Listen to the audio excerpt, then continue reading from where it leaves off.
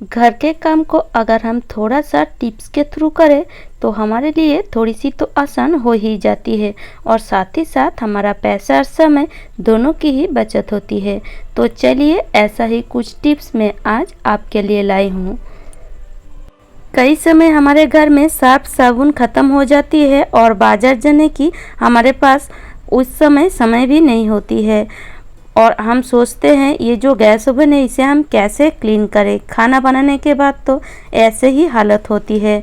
पर अगर आपके घर में केले का छिलका हो तो बिल्कुल भी चिंता करने की कोई बात नहीं है। इसी केले के छिलके से आप मेरी तरह पूरे गैस ओवन को क्लीन कर सकते हैं।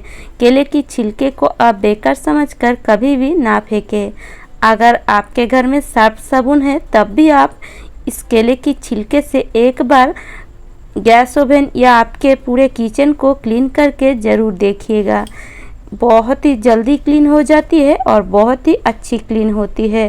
सिर्फ केले की छिलके को इस तरह घस देना है और एक कपड़े को भिगोकर इस तरह आपको पोंछ देना है। आपका गैस ओवन बिल्कुल क्लीन दिखने लगेगी। और एक सूखे कपड़े से फिर आप इस गैस ओवन को पोंछ दीजिए। इस तरह सूखे कपड़े से पोंछ देंगे तो बिल्कुल चमक जाएगी। तो गैस ओवन क्लीन करने के लिए आपको कोई सर्फ या साबुन की ज़रूरत नहीं पड़ेगी। अगर आपके पास केले की छिलके है तो केले की छिलके को तो हमें फेंकना ही है केले खाकर, पर आप केले खाकर ना फेंक कर इस तरह थोड़ा सा यूज़ करके फिर फेंकिएगा। इससे आपका पैसा और समय दोनों की ही बचत होगी। जब भी हम बाज़ार से केले लाते हैं एक दिन में तो पूरे केले हम खा नहीं पाते हैं, केले रख कर ही हम खाते हैं। पर इस तरह अगर हम केले को रखेंगे पीछे से दाग हो जाती है और केले की जो डंडी है वो भी टूटने लगती है। तो आप केले को इस तरह किसी जगह टांग कर रखें, इससे केले बहुत दिन तक अच्छी भी रहती है और उसका जो डंडी है वो टूटती नहीं है। तो इसके लिए आप एक रस्सी ले लीजिए, कौन सा भी एक मजबूत रस्सी आप ले सकते हैं, छोटा सा, और इस तरह केले में आप इस रस्सी को बांध दीजिए। फिर आप इस केले को किसी जगह टांग दीजिए। घर में जो जगह आपका सुविधा लगे उसी हिसाब से आप किसी भी जगह में इस केले को टांग कर रखिए।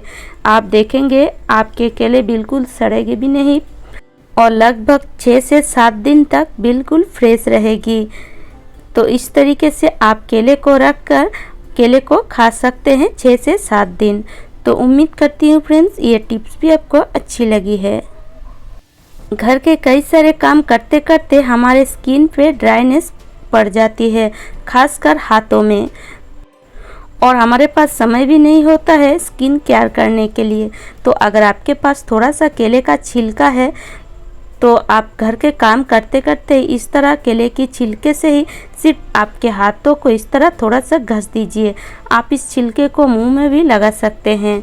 तो इस तरह आप थोड़ा सा घसेंगे तो आपके स्किन में जो ड्राइनेस पड़ गया था वो देखेंगे बिल्कुल ख़त्म हो जाएगी और आपका स्किन बिल्कुल चमक जाएगी।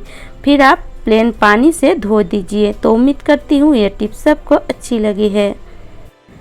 जब भी हम साग काटते हैं, किसी भी साग को हम काटते हैं तो इसी तरह ही एक छुरी की मदद से हम साग को काटते हैं और इस तरह साग काटते काटते कई समय हमारे उंगली भी कट जाती है, क्योंकि इस तरह साग को हमें पकड़ना पड़ता है और इस तरीके से काटना पड़ता है और इससे हमारा उंगली कटने की बहुत ज़्यादा संभावना होती है।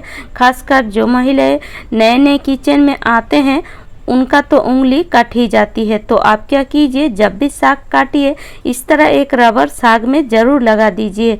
इससे आपका उंगली काटने की कोई भी संभावना नहीं होगी, आपका उंगली बच जाएगी।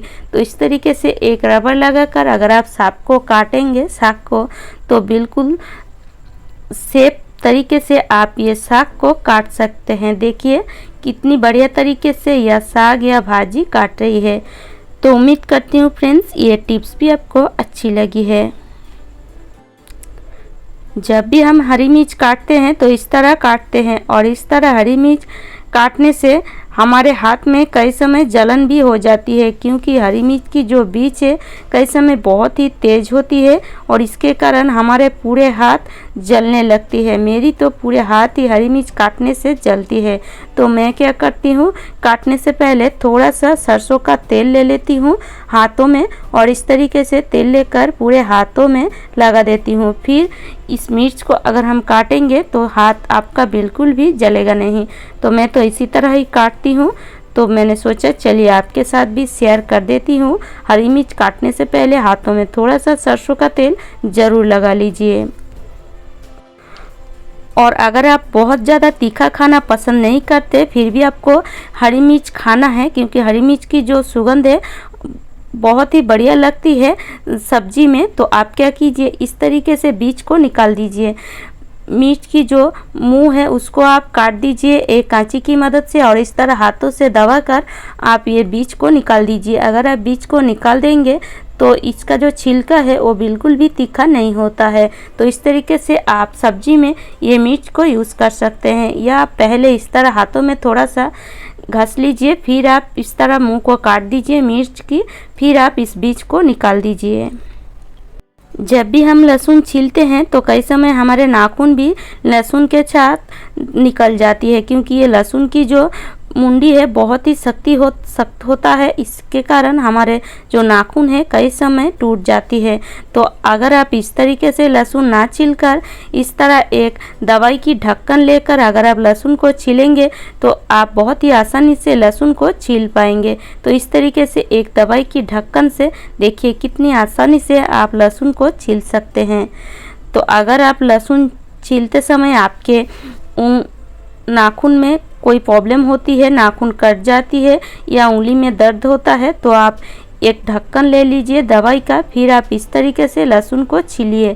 देख सकते हैं कितनी आसानी से ये सारे लहसुन छील रहा है। तो इस तरीके से छीलेंगे तो आपके हाथ में कोई भी प्रॉब्लम नहीं होगी और इस तरीके से आप बहुत सारे लहसुन छील भी सकते हैं। बहुत ही जल्दी इस तरीके से लहसुन को आप छील पाएंगे। तो उम्मीद करती हूँ ये टिप्स भी आपको अच्छी लगी है। किचन में खाना बनाते समय कई समय हमारे हाथ जल जाती है, किसी चीज़ का भाप लग जाती है या किसी गर्म चीज़ से अगर हमारे हाथ टच हो जाए तो हाथ तुरंत जल जाती है। तो आप क्या कीजिए, तुरंत उस जगह में थोड़ा सा टूथपेस्ट लगा दीजिए, आपको आराम भी मिलेगा और आपके जो हाथ जल रहा है वो भी जलना बंद हो जाएगी। ये एक टिप्स आप अपना सकते हैं, या आप चाहें तो उस जगह थोड़ा सा किसी भी ऑयल को लगा सकते हैं। अगर कोकोनट ऑयल हो तो बहुत ही बढ़िया है। थोड़ा सा कोकोनट ऑयल अगर आप लगा देंगे उस जगह तो आप हाथ जो जल रहा है वो जलना बिल्कुल भी कम हो जाएगी। दोनों टिप्स बहुत ही काम का है, ज़रूर यूज़ कीजिएगा। जब भी हम चावल या राइस बनाते हैं, चावल बनाने के बाद जो चावल का जो पानी है उसको कई लोग हम फेंक देते हैं। हम तो इस पानी को फेंक देते हैं, पर इस पानी से आप आपके स्किन या आपके जो बाल है उनको भी केयर कर सकते हैं। ये जो चावल का पानी है ये बिल्कुल कंडीशनर की तरह ही काम करेगा। अगर आप इस चावल के पानी को बालों में लगाएंगे तो आपको क्या करना है, थोड़ा सा 6 से 7 चम्मच चावल का पानी ले लेना है और उसमें आप जो शैम्पू यूज़ करते हैं उसी शैम्पू को ले लीजिए और शैम्पू को काट कर इस पानी में डाल दीजिए।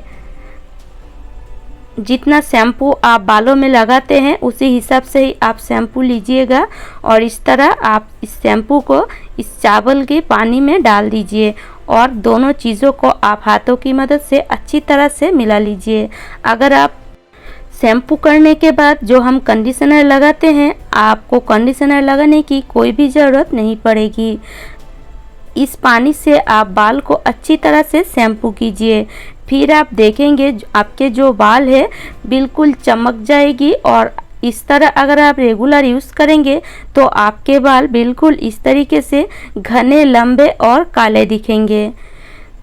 तो चावल की जो पानी है उसको आप ना फेंक कर इस तरह बालों में एक बार लगाकर ज़रूर देख सकते हैं। बहुत ही काम का टिप्स है। तो उम्मीद करती हूँ फ्रेंड्स आज का टिप्स आपको अच्छी लगी है और अगर आपको मेरी टिप्स अच्छी लगे तो चैनल को लाइक, शेयर एंड सब्सक्राइब ज़रूर कर लीजिएगा।